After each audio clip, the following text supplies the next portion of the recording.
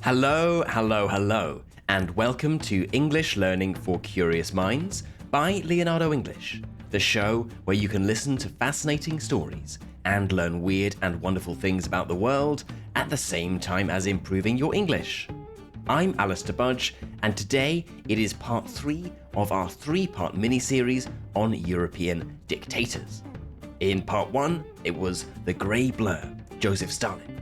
In part 2, it was Il Duce, Benito Mussolini. And in part 3, well, you can probably guess it is the most infamous of them all. The man most synonymous with fascism, and the fascist with the most warped of all the worldviews. A man who almost conquered Europe, and whose genocidal rage left millions dead. The Führer, Adolf Hitler, a man whose name alone is enough to send shudders down the spines of hundreds of millions of people around the world. Now, obviously it would be incredibly difficult to give a thorough account of Hitler's entire life, and it certainly wouldn't be possible in this episode. So today, I'm not going to be going into detail with a blow-by-blow account of the Second World War or the horrors of the Holocaust. I'll give a broad overview of Hitler, focusing on his rise and the key events in his life, but also some insight into the lesser-known stuff, who Hitler really was as a man, and some of the more unusual things about him. Okay then, let's get right into it and talk about Adolf Hitler. On the 30th of April, 1945, the Third Reich was in its final hours. Gunfire and explosions filled the air. Berlin was burning, the streets a battle zone. Waves of Soviet Red Army soldiers poured into the city. But they weren't hoping just to deliver the decisive blow and finally end the war that had destroyed Europe for 5 years. They were looking for someone. Nazi Germany's leader, the Führer, Adolf Hitler, hid in a secret underground bunker 16 meters beneath the German chancellery. The Führerbunker, as it was known in German. Actually, it wasn't a bunker so much as it was a complex that contained 18 rooms and was fully self-sufficient with its own water and electrical supply. As the Soviets advanced through Berlin, street by street, getting closer to the Führerbunker, Hitler continued to give orders and hold meetings with high-ranking Nazis. The day before, on April the 29th, he had married his longtime mistress, Eva Braun, and put together his will and political testament, outlining who he wanted to take over when he died. But when and how would that be? Was he sure that the Soviets would capture and likely torture and kill him? Or was it the news of his ally, Benito Mussolini's gruesome death just hours before, that convinced him to do something else? After putting his affairs in order, on the afternoon of the 30th, Hitler enjoyed his last lunch, shook hands with his staff, and retired to his private quarters of the complex with Eva Braun. Sometime that afternoon, Adolf Hitler, the man who destroyed mainland Europe and organized the slaughter of millions of Jews, sat down on his sofa with his new wife and swallowed a cyanide capsule. To make sure, he shot himself in the head. The Führer was dead. As the Red Army closed in, Hitler and Braun's bodies were quickly cremated or burned in the garden. And just 8 days later, on the 8th of May, 1945, the Germans surrendered. Much like the subjects of part 1 and 2 of this mini-series, it didn't have to be this way. Adolf Hitler was born on the 20th of April, 1889, in Braunau am Inn, a small town in modern-day Austria, then part of the Austro-Hungarian Empire. He was the fourth of 6 children born to Alois Hitler and Clara Polzel, though 3 of his siblings died in infancy. Both his parents came from poor peasant backgrounds, but by the time they were married and had started a family, they lived a comfortable middle-class existence. His father, Alois, was a customs official, a civil servant, and his mother, Clara, a housewife and devout Catholic. His father was said to be harsh and distant with the children, but his mother was more loving towards them. When Hitler was just 3 years old, the family moved to Passau in Germany, and it's thought that Hitler picked up his distinctive Bavarian dialect there. The family returned to Austria in 1894, and Hitler attended Volksschule, a state-funded primary school. Though the young Hitler was clearly able or intelligent, he showed little interest in education and left school with a poor academic record. He had a tense, difficult relationship with his father, who wanted him to follow in his footsteps and become a civil servant. In fact, Alois Hitler was a violent man who beat his children, and Hitler's mother often intervened to try and protect them. In 1900, his younger brother Edmund died from measles, and his brother, the 11-year-old Adolf, became an increasingly quiet, detached boy who got into conflicts with his father and teachers. But when his father died suddenly on the 3rd of January in 1903, when Hitler was 13 years old, his mother allowed him to change schools and forget about a career in the civil service. The young Hitler was able to study what he really wanted to, art, and he moved to art school and began to think of himself as a bit of an artist. In 1907, when he was 18 years old, he moved to Vienna, filled with dreams of winning a place at the Vienna Academy of Arts, but he was rejected. Traditionally, historical accounts of Hitler's time in Vienna depict him as a struggling artist with no income that moved from hostel to hostel. But the truth wasn't quite as simple as that. After all, his father had been a civil servant. He came from a middle-class family, and so he was by no means poor. It's thought that he got through quite a large inheritance while he tried to make it as an artist.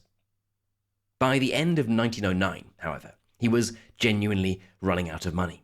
He sold postcards and drawings to survive. But even then, one of his aunts introduced him to a wealthy business partner, and he was paid to paint watercolor scenes. Now, believe it or not, one of Hitler's watercolors sold for 130,000 euros at an auction in Nuremberg back in 2014. The price tag, it has to be said, comes from the subsequent reputation of the man who held the paintbrush rather than the artistic quality of the canvas. And back in Vienna, his paintings weren't worth quite that much, but the watercolors earned Hitler enough money to live to survive. Like many young Austrians at the time, Hitler identified strongly with a sense of German identity, and he likely shared the casual anti-Semitism that was common to middle-class German nationalism. However, Hitler probably had business and personal relationships with Jews in Vienna, and his anti-Semitism in those early days was likely a reflection of the general anti-Semitism common in society at the time. That's to say, still completely unacceptable by any standards, but nothing like the genocidal anti-Semitic ideology he developed after the First World War. And in 1913, he moved to Munich in southern Germany to avoid military service for the Habsburg Empire. This was made possible due to another inheritance from his father's estate. And in Munich, Hitler's life largely continued as it had in Vienna, drifting around, surviving on paintings and postcards. That is, of course, until the following year, 1914, when world events changed not only Hitler's life, but the direction of European history forever. When the First World War began, Hitler volunteered for service in the German army and joined the 16th Bavarian Infantry Regiment. He served as a runner on the Western Front, a particularly dangerous job that involved passing messages between different army units on the front line, and he was awarded an Iron Cross. At the time of the armistice, when the First World War officially ended, Hitler was in hospital with temporary blindness caused by a British gas attack. Keen to stay in the army, even after the war had ended, Hitler joined the intelligence and propaganda section, where he had his first political training, and became an army informer, spying on smaller political parties. He made speeches to the troops championing German nationalism and anti-socialism, and he developed his oratory, his public speaking skills. In 1919, he also joined the German Workers' Party, a far-right, anti-Semitic, anti-communist organization. When he left the army in 1920, he took over the publicity and propaganda for the German Workers' Party, and he changed the party's name to the National Socialist German Workers' Party, Nazi for short. A year later, in 1921, he challenged Anton Drexler for the leadership of the Nazi Party, and eventually Drexler agreed. A couple of years later, on the 8th of November 1923, Hitler and the Nazis attempted to overthrow the Bavarian government in a coup d'etat that became known as the Beer Hall Putsch. After being inspired by Benito Mussolini's March on Rome the year before, Hitler and 2,000 Nazis marched through Munich to the beer hall, determined to take over a meeting chaired by important figures in Bavarian politics, and ultimately to overthrow the government. However, unlike Mussolini, who was one of his early political heroes and the man many consider to be the father of fascism, Hitler's coup didn't work. The next day, as Nazis marched in the streets, police opened fire. Hitler managed to escape, but was captured and served 9 months in Landsberg prison. Now, while in prison, he wrote his famous autobiographical book of political ideology, Mein Kampf, or My Struggle in English. But what many people don't know is that Hitler didn't actually write the book himself, or at least he wasn't sitting down at a desk writing it down on endless sheets of paper. Rather, he paced around his cell and dictated it, meaning he said it out loud to Rudolf Hess, the man who would later rise the Nazi ranks to become the deputy Führer. As you probably know, in Mein Kampf, Hitler expanded on or explained his twisted theories on race and ethnic purity, that there was a racial hierarchy and the so-called Aryan race was superior. In order for the Aryan race to fulfill its destiny, Hitler's logic went, they would need Lebensraum, living space. Germany must, he wrote, invade the land to the east, occupied by the inferior Slavic peoples, including the Sudetenland, or the Czech Republic as it's now called, Poland and Russia.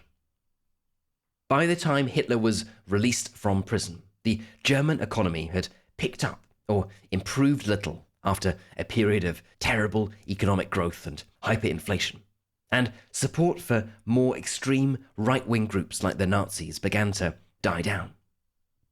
As Germans began to trust the Weimar Republic again, Hitler got to work reorganizing the Nazi Party. In 1925, he established the Hitler Youth to organize youngsters, and he created the Schutzstaffel, which is the SS, his own paramilitary organization. Members of the SS wore black uniforms, which was likely inspired by Mussolini's black shirts, and they swore a personal oath of loyalty to Hitler. Over the next couple of years, the Nazi Party was banned several times, but continued to ramp up to increase its anti-Semitic and anti-communist rhetoric. After the failed beer hall putsch, the Nazi Party would, Hitler promised, win power through democratic means, and in the late 1920s, the Nazi Party began building up its propaganda machine and tried to establish a base in northern Germany. Now, it's around this time that things start to get a little strange in Hitler's personal life, and there's even a hint of murder mystery. In 1928, Hitler's half-sister, Angela Raubal, and her daughter, Geli, moved into Hitler's home. Hitler, who was 19 years older than his half-niece, developed something of an obsessive relationship with Geli. He was so obsessive that historians have debated for decades, and it has been strongly implied or suggested that their relationship was a romantic one. Whatever the truth, historians have described Gailey as the only true deep love affair of his life. And as if that wasn't strange enough, Hitler's obsessiveness had tragic and deadly consequences. On the 18th of September 1931, at the age of 23, Gailey was found dead in the apartment she shared with Hitler in Munich. By her side was Hitler's pistol. But what had happened? Well, the official version of events was that Hitler and Gailey had argued over her plans to go to Vienna, and that after Hitler had refused to let her leave, she committed suicide. But it's a little more mysterious than that. At the time, the Munich press reported that Gailey's nose was shattered and that she had other injuries to her body. Had he killed the young girl? Now, we must remember that in 1931, Hitler was on the cusp of political power. The 1929 Wall Street crash had plunged the Weimar economy back into crisis, and the political landscape was ripe. It was ready for extreme views. Hitler wanted to take advantage of this, and a murder scandal would have likely ruined his career and rise to power. In fact, we now know that Nazi officials even discussed a replacement for Hitler should the scandal get out of hand. So it's little surprise, therefore, that the Nazi Party pressured the public prosecutor not to investigate, and that Gailey's body was given a very quick post-mortem. The incident was quickly ruled suicide, and Gailey's body was taken down the back stairs of the police station and taken to Vienna to be buried before the press even got wind of it, before they heard the news. Very mysterious indeed, and one can't help but wonder how different Hitler's career and German and European history would have been if there had been a proper investigation into Angela Raubal's death. Now, regardless of what happened, the incident sent Hitler into a depression so bad that one historian believes that, with the exception of his mother's death, no other event in his personal life had hit him so hard. Clearly, it's hard to have any compassion for the man when one knows what he would go on to do, and this event wouldn't have any effect on his political career, as his Nazi party continued its rise to power. Around a year before Gailey's death, in September of 1930, the Nazi Party had enjoyed large electoral gains and increased its number of representatives in parliament from 14 to 107, making Hitler the leader of the second biggest political party in Germany. In 1932, Hitler came second in the presidential elections, and the Nazis were firmly established in the political mainstream, benefiting from political instability and another spike, increase in unemployment. In July of that year, the Nazis became the largest party in the Reichstag, and after political negotiating and maneuvering throughout the rest of 1932, Hitler emerged as Chancellor in January of 1933. The Nazis now had a third of the seats in the Reichstag, and with more elections coming up in February of 1933, the German Reichstag was destroyed by a fire. Now, historians are almost certain that the Nazis organized the blaze, but the fire allowed them to blame the communists and tighten their grip on power. And Hitler wasted no time. The Enabling Act, which was passed in March of 1933, effectively made Hitler a dictator, and all other political parties and trade unions were banned. Adolf Hitler, the shy Austrian boy who painted watercolors, had risen to the very top of German politics and stolen power. And he had ambitious, deadly plans. Now, clearly the 1930s and lead up to the Second World War was a period of intense activity, far too much to do justice to here. So we're going to skip over the key events. Instead, we'll deal with a couple of interesting points about Hitler the man from this period. One is an assassination attempt, and the other a theory about Hitler's drug use. The most important thing to underline about Hitler's foreign policy during the 1930s was that he was immediately on a war footing. That is to say, he was preparing Germany for war. In October of 1933, Hitler withdrew Germany from the League of Nations and cast aside or ignored the restrictions placed on the German military by the Treaty of Versailles, and he tripled the size of the army. In June of 1934, he further tightened his grip on the Nazi Party and eliminated his remaining enemies with a move that became known as the Night of the Long Knives. In 1935, he began rearming Germany, and military conscription was introduced. Hitler, it became clear to everyone across Europe, was ready for war. Domestically, he was also setting the wheels in motion for his mass persecution of Jews, homosexuals, Roma, and anyone who didn't fit into his idea of the perfect Aryan society. In November of 1938, the infamous Kristallnacht took place across Germany. Jewish shops and synagogues were burnt down, and 30,000 Jewish men were rounded up and taken to concentration camps. This was just the start of what would become known as the Holocaust, which is clearly far too important a subject to try to do justice to in a short section of this episode. Internationally, he was itching for war. Despite signing agreements not to, he sent his army abroad. Nazi forces occupied part of modern-day Czech Republic, called the Sudetenland, in 1938. And then in September 1939, Germany invaded Poland, which resulted in a full declaration of war between the UK and France on Germany. The Nazis went on to occupy Denmark, Norway, Holland, Belgium, France, Romania, and Yugoslavia. And in 1941, they invaded Russia, a mistake that would prove to be the beginning of the end for the Nazis and Hitler. Now, as we heard in part 1 on Stalin, after sacrificing as many as 1 million men at the Battle of Stalingrad, the Soviets pushed the Germans all the way back to Berlin and the Führerbunker in 1945. Now, the details of the war and the Holocaust are well known, but I want to touch on two elements of life within Hitler's personal circle.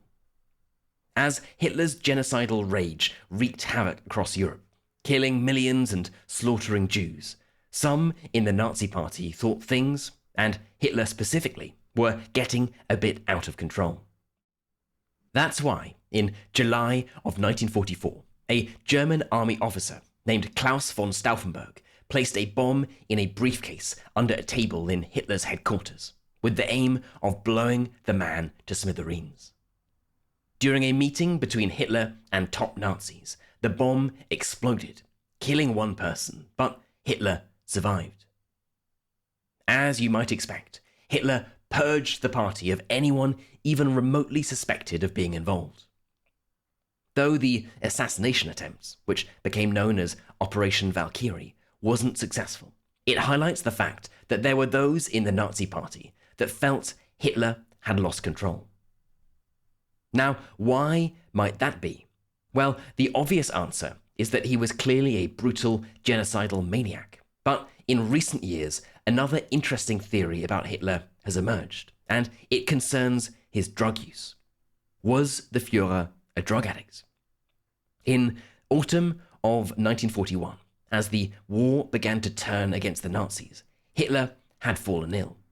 He was so ill, in fact, that he couldn't go to a military briefing. This was something that never happened. That day, his doctor gave him an opiate and a hormone injection for the first time. Unsurprisingly, Hitler felt much better, and he was able to attend the briefing. And he was very impressed by this magical recovery drug, which was an opiate called Dilantin. From then on, Hitler asked his doctor for more and more of it, and between 1941 and the winter of 1944, Hitler's drug abuse increased massively, with him reportedly relying on a cocktail of opiates and cocaine. His dependence got so bad, in fact, that he developed a severe tremor or shake. You can actually see this if you look at footage of Hitler in the latter stages of the war, where his hands and entire body are shaking so violently that even the Nazi propaganda machine couldn't hide it. Some historians believe that Hitler could have been suffering from Parkinson's disease, but severe tremors are also a symptom of drug withdrawal. We already know that some Nazis felt Hitler was out of control, but was this partly down to drug addiction? Was he making war decisions while high on cocaine and opiates? It's certainly an interesting theory, and could partly explain Hitler's manic behavior and refusal to stop the war until the last moment, preferring to destroy Europe than make peace. There are clearly many other reasons for his behavior and downfall, and one that I should mention is his extreme paranoia and his refusal to trust his generals to make military decisions without consulting him first. When you are fighting literally a world war, you can't do everything yourself, and this is believed to be a major reason why the German army was eventually defeated. So all of this takes us back to Berlin in 1945. In January, the Soviets began their assault on Germany, and by April, they reached Berlin. As we know from the start of this episode, Hitler stayed in the Führerbunker until the very end. After hearing of Mussolini's gruesome end, with the Soviets just streets away, Hitler committed suicide on the 30th of April, 1945. Adolf Hitler, the man whose name has become synonymous with evil, was dead. Unlike the subjects of parts 1 and 2 of this miniseries, Stalin and Mussolini, the death of Hitler offered more of a clean break with the past, an acknowledgement of the horrors that had been committed under his command, and a shared resolve to never allow them to happen again. Clearly, as with any warped belief, there are still those who look back on this man's life with some form of admiration. But for the vast majority of mankind, the life of Adolf Hitler is looked back on with utter repulsion, hate, and disgust.